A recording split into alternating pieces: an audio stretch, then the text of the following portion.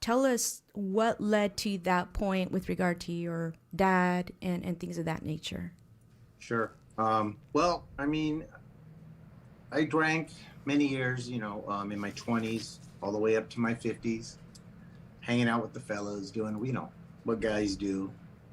And it ended up being to the point where I needed it every day. I mean, I couldn't function without it. And it got to the point where it was like starting to get scary because I ended up in the hospital a few times with alcohol poisoning and other things that I never told anybody about. I really kept it to myself.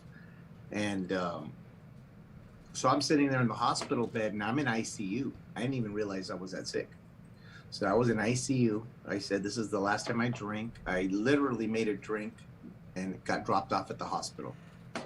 I went into, the withdrawals with the alcohol. I had hallucinations for 2 nights. I don't remember any of it. My brother and my dad both died from alcohol cirrhosis, and I knew I was headed down that road, and it was just pretty much a no-brainer. And I just got on my knees and I prayed to God that I don't want to do this anymore. I'm done. I don't know what's going to happen, but I want to quit. I don't want to drink anymore. And I kid you not, it was hard like the first couple of weeks, but I never had a craving. Thank God. Going on 6 years. Never has it bothered me. I've been around everybody that drinks and I've never had a craving. Yeah. That's a good story. Were you literally crying like you just had it and you tried to stop before and you couldn't stop and you needed Yeah. divine Well, I mean, guidance? I didn't really try too hard, I mean, I wanted to, but it got to the point where I had to, you know? And yeah, I got on my hands and knees and I cried. I just didn't want to do it anymore. It just wasn't for me. It wasn't doing anything. It was ruining my life, my relationship, everything. Yeah. How old was your brother? My brother passed away at 39. Wow. Yeah. And my dad passed away, I believe, at 64, something like that. And I'm 57. So, thank God I'm still here. Yeah, you're lucky. Yeah. Especially, Blessed. yeah. I never use that word, lucky. So, yeah, I'm very Blessed. blessed. So, how many years ago did your brother pass away and your dad? They both passed within a year of each other, and I'm gonna say 20 years ago. Yeah, both of them in the same month. Wow. Yeah. Congratulations, and I hope you continue. I think another fellow actor has been clean for several years. Emilio. They all are. Oh, I met good. I met so many guys from the Mayans who are all recovering addicts, whether it be alcohol or drugs or whatever, But there's a lot of them, and that's the bond that a lot of these guys have and have in common. So everybody helps each other and pushes each other to do the right thing. It's I actually pretty cool. I actually went to go see Richard Cabral, one of the actors on Mayans. Right. He gave a poetry um, event. There was a series of poetry events in Los Angeles, and he was selling his book. Hmm. And he had a good story, an inspiring story of not only doing away with getting out of the gang life, if I can Hmm. recall correctly, but also drugs, and it was art that saved him. So, Yeah. congratulations to all of you. Thank you. I Thank you. hope you guys continue to be an inspiration to people who follow the show. Yeah. Yeah. You see guys and it inspires you to keep doing what they're doing, growing in the business, staying sober, and helping each other. It's beautiful. It's cool. So now that we got that inspirational story, which to me is more important than anything, regular day to day life, surviving, getting out of the crud, if you will, that I think Yeah. impacts our intellect, our souls, our hearts, our bodies, Hmm. even. and that's why I wanted to dive into that. Touch on how a person like yourself, if you could touch on how people can get started. You mentioned to me that you like to pass it forward, a term that Eddie Cardenas, one of my co-executive producers of my film, seems to always talk about. Yeah, pay it forward, man. When I started, Eddie was the first guy to help me. He pointed me in the right direction. And I always wanted to do it, become an actor. And I just didn't know how to go about it. But, I was in my own little prison at the time with alcohol. So I got clean and sober, and God put Eddie in front of me in the gym. We started talking. And Eddie pointed me in the right direction. And here I am. Yeah, it was really cool. I like to pay it forward and help people if they want to get in the business and they don't know which way to go about it, hit me up. I'll help you out as much as I can. How can they hit you up? How can they locate you on social media, email, or whatever you'd like to give? Okay. Well, I'm Instagram. I'm at just Ernesto1. On Facebook, I am Ernie Olguin. And my IMBD is Ernesto Olguin. And also, if you want to email me, ernieol@icloud.com. Ask away, guys. I don't care. I'll help anybody and everybody, whether it be trying to get in the business or they're having problems with drugs or alcohol. If I could just talk to them or they want to have someone to talk to, I'm all ears. So tell us what you can about your character on the Mayans, which you play Bones from the Oakland chapter for Mayans. Yeah. Tell us what you like about that character. Very interesting about how that came about. I've been on that show since the pilot, doing background, and my very first gig was the Mayans, and so I've been a part of that show since the beginning. So it's real near and dear to my heart. So I was on the first season and I wasn't used as a biker. I was kind of disappointed. And then season 2 comes along and finally I get booked as a biker. And I was only on one episode, but I just wanted more, I wasn't satisfied. So a friend of mine turned me on to an agent. And he says, send him a headshot and tell him you're looking for representation. Maybe he can help you out. And he took the meeting. He took a meeting right away, and I went in there. My first thing was, do you audition for the Mayans? And he was like, yeah, but don't worry about that. There's other movies, other things. I go, I know, but you don't understand. I want to get on that show badly. And he goes, yeah, well, when it happens, I'll send you the script and the audition. And last year, I got the script, the audition, and I got the part. Yeah, Bones from Oakland. What's your favorite part about playing Bones? Is there some characteristics that you can identify with in that role?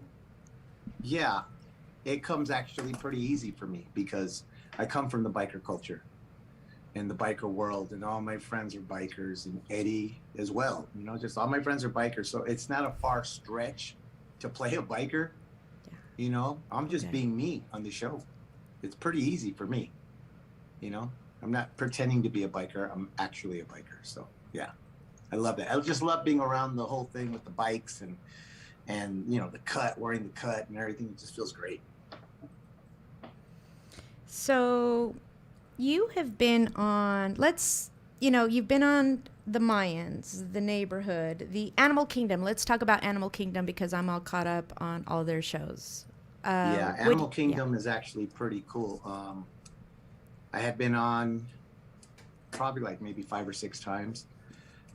And we were part of a crew, which is the one of the main characters is Pete Trujillo, Ray Gallegos. And there was a few bodyguards. Then it got narrowed down to 2 bodyguards. And then it got narrowed down to 1 bodyguard, which was in the season finale last year, season 5. So yeah, I was blessed to be on that part and that show. It's a great show. And then they still have season 6. We'll see what happens. The final season. That's too bad. Congratulations on all of the movies. Oh, let's talk movies. Hollow Point. Hollow Point was an independent film. That was actually pretty cool. It's action packed. I've done a few independent films. I did Hard Luck Love Song with Dermot Mulroney. I've done a few. Sometimes I can't even remember because I've done so much stuff, you know. And then I'm like, oh yeah, I forgot about that. I forgot about that. Countless videos. I did a short film with my friend Yeska, which is getting tons of awards. It's a real good story. It's about anxiety. You would never think it if you saw the cast and the beginning of the movie. You'd think, wow, it's another Cholo movie, but far from it. Good. So I know that you are part of projects that you can't speak on, but let's go ahead and talk about and give some shout outs to the independent filmmakers, because I know from experience how difficult it is from start to finish. And props to all of the people that you worked with, such as Sam Rodriguez, Crown Beneath the Feet, right? Mm-hmm. Crown Beneath Your Feet, yes, correct. Okay. And then Cartelifornia by James With Scorillo. Yes, waiting on that one. And yeah, they're both good filmmakers, you know, just glad to be a part of it. Everything that if they ask me, man, I'm honored. I jump on it. I said, yeah, I'll help you. I'll do it, you know. Turnaround. Both of us. The opening scene of independent film Turnaround by Yeska, which has received numerous awards and great reviews about anxiety. Great film. It's a great film, yeah. And Hard Luck Love Song by Dermot Mulroney. Well, he's actually the main, the star of the movie. Oh. Yeah, I don't know who directed it. Okay. But Dermot Mulroney's the star. He was on My Best Friend's Wedding, among other movies, Young Guns. He's been around for a while. He's a good actor, man. Very nice man. When is Hard Luck Love Song out, or is it out currently? It just finally came out, and I filmed it like maybe 2.5 years ago, and it's finally out. You can see it on Amazon Prime, among other platforms. Yeah. I'm gonna have to look at that one. And then Cartelifornia with James Scorillo. What is that about? Cartel, bikers, stuff like that. Yeah. So me and Eddie Cardenas played bikers, and he brought me along for that one. Eddie was always been there for me to help me out, get in front of the camera, you know. My very first time was with Sam Rodriguez, and we did a bit riding on the bikes throughout Montebello, California.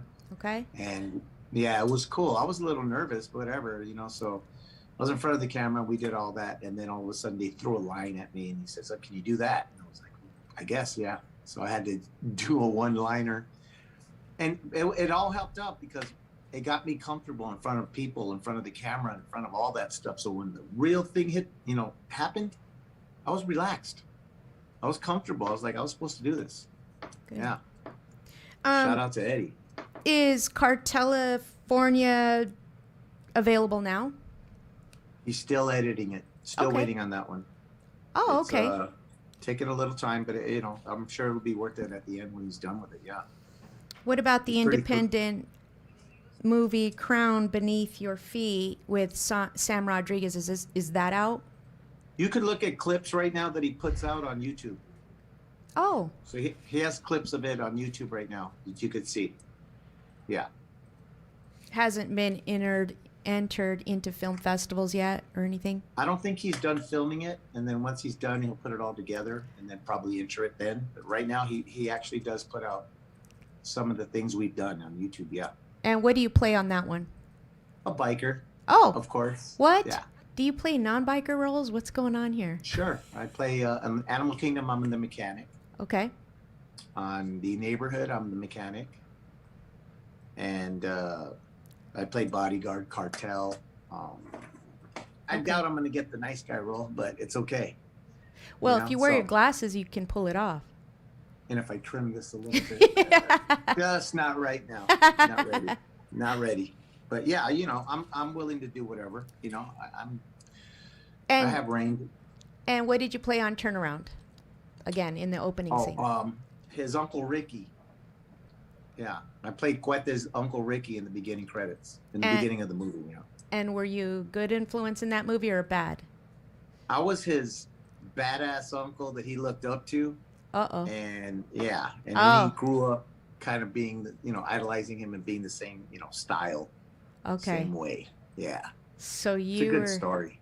were you the bad influence? Because I think I did watch that I Turnaround. mean, him and his brother, which is played by Cesar Garcia, him and his brother they're just known as like the menace of the neighborhood. They're bad news, and he's going through his thing, and then he starts getting his life together. It's a good story.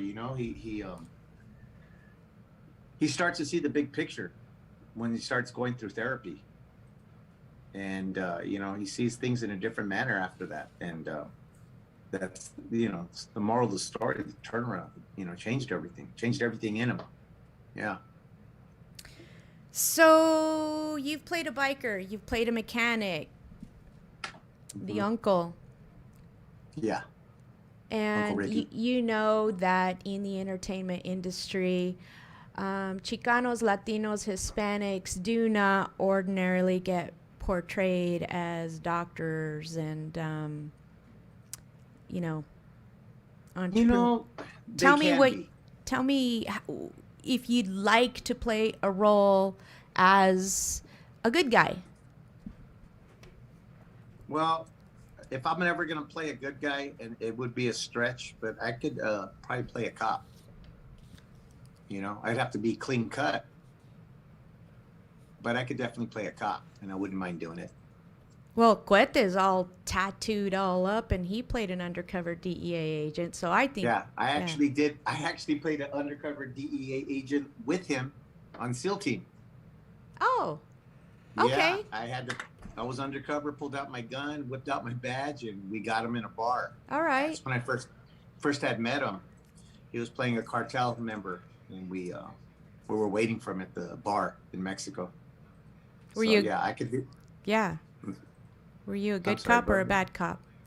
No, I was a good cop. I was Oh, good. undercover, DEA. So there you Yeah, go. so I You can did. do it, but All right. Yeah, I don't mind playing. I like playing the bad guy, to be honest with you. I do. Yeah. There's Danny Trejo could do it for all these years. Cool. Very I'm just gonna cool. follow those footsteps. I'm good with it. Well, Yeah. we've seen the rise of Chicanos and Latinos in the entertainment industry. So things are looking up for us, I think. What do you think? Yeah, it is. There's shows coming out that I can't talk about. There were shows like Gentrified. That one just got canceled, unfortunately. That was a good show, all Latinos. And then you have one that's coming out, and then you got the Mayans, which is beautiful. It's all Latinos, man. Yeah. It's badass. Yeah, and it's a great show. Yeah, it's launching careers for guys like Richard Cabral and Clayton Cardenas and all these other guys. They're all good actors, man. I love watching these guys work. So there's a lot of stuff coming up, and there's plenty of room for Latinos in Hollywood for sure. Yeah, probably my favorite character is Emilio. Hands down, just because of the whole Alvarez. Sons of Anarchy. Yeah, he's a badass, and he's cool about it. He's a badass. So I'm hoping, okay, as a fan of the Mayans, I hope he kills off the drug cartel guy and takes over, and that's what I'm hoping for. You know what? Everybody's in the dark, including myself. So I don't know how that's going to go down, but I can't wait. Just like you, I'm a fan. So Awesome. Okay, so any last words before you give our audience any last words?